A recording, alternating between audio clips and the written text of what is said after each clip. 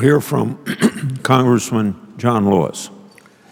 Chairman Grassley, Senator Leahy, and members of the committee, thank you for inviting me to testify today. Millions of Americans are encouraged by our country's efforts to create a more inclusive democracy during the last 50 years of what some of us call the beloved community, a community at peace with itself.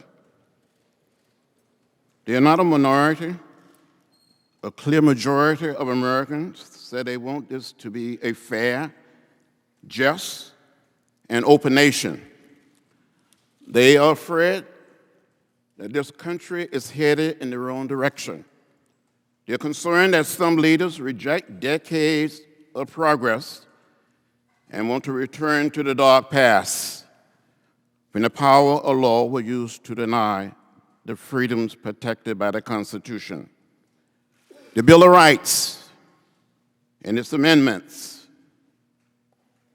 these are the voices I represent today.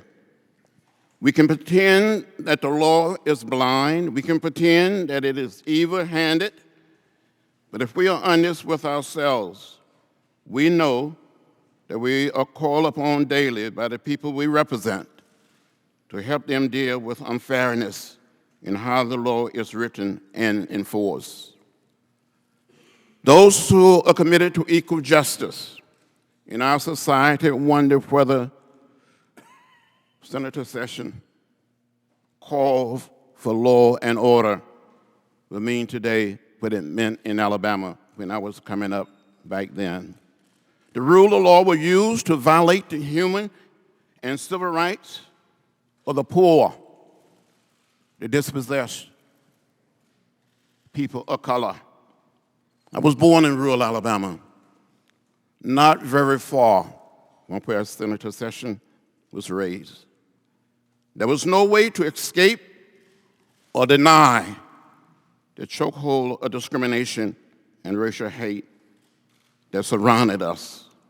I saw the signs that said white waiting, colored waiting.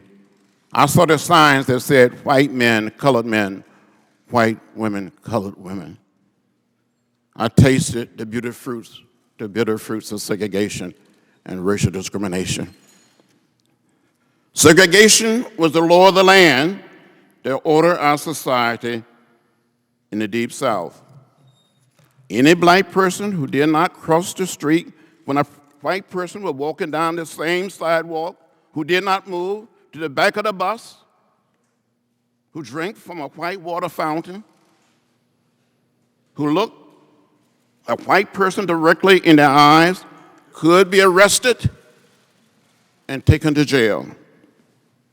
The forces of law and order in Alabama were so strong that to take a stand against this injustice, we had to be willing to sacrifice our lives for our cause. Often, the only way we could demonstrate that a law on the books violated a higher law was by challenging that law, by putting our bodies on the line and showing the world the unholy price we had to pay for dignity and respect. It took massive, well-organized, nonviolent dissent for the Voting Rights Act to become law.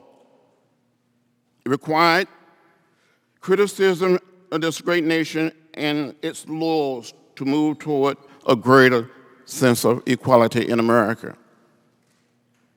We had to sit in. We had to stand in. We had to march. And that's why more than 50 years ago, a group of unarmed citizens, black and white, gathered on March 7, 1965, in orderly, peaceful, nonviolent fashion, to walk from Selma to Montgomery, Alabama, to dramatize to the nation and to the world that we wanted to register to vote, wanted to become participants in the democratic process. We were beaten, tear gas, left bloody, some of us unconscious, some of us had concussions, some of us almost died on that bridge. But the Congress responded. President Lyndon Johnson responded. And the Congress passed the Voting Rights Act, and it was signed into law on August 6, 1965. We have come a distance. We have made progress, but we're not there yet. There are forces that want to take us back to another place. We don't want to go back. We want to go forward. As the late A. Philip Randolph, who was the dean of the March on Washington in 1963, often said, maybe our forefathers and our foremothers all came to this great land in different ships, but we're all in the same boat now. It doesn't matter how Senator Sessions may smile, how friendly he may be, how he may speak to you, but we need someone who's going to stand up, and speak out for the people that need help, for people being discriminated against. And it doesn't matter whether they're black or white, Latino, Asian American, or Native American, whether they're straight or gay, Muslim, Christian, or Jews. We all live in the same house, the American house. We need someone as Attorney General who's going to look out for all of us and not just for some of us. I ran out of time. Thank you for giving me a chance to testify. Thank you, Congressman Lewis. Now I go to Mr.